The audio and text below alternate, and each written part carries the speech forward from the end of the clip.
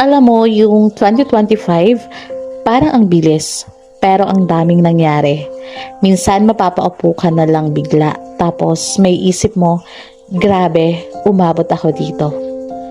Sa gitna ng lahat ng pagod, challenges, at mga hindi inaasahang plot twist, ang daming realizations na unti-unting na-build sa heart natin.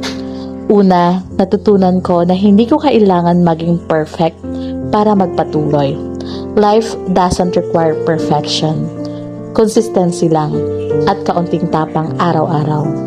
Pangalawa, mas na-appreciate ko yung small wins.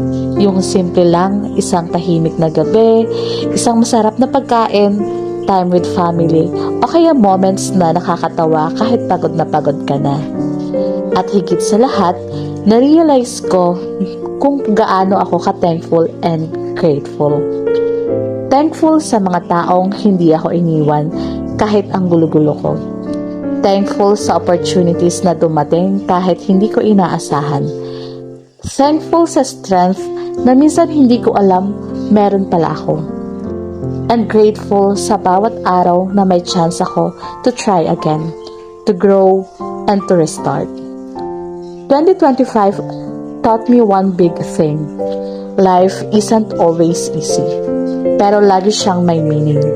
Lalo na kapag natutunan mong i-appreciate yung journey mo. So ngayon, bago matapos ang taon, isa lang masasabi ko. Salamat sa lessons, sa growth, sa blessings na hindi ko hiningi pero dumating, at sa future na unti-unti nang nagiging clear. Here's to more gratitude, more healing, and more chances to become better. 2025, thankful and grateful.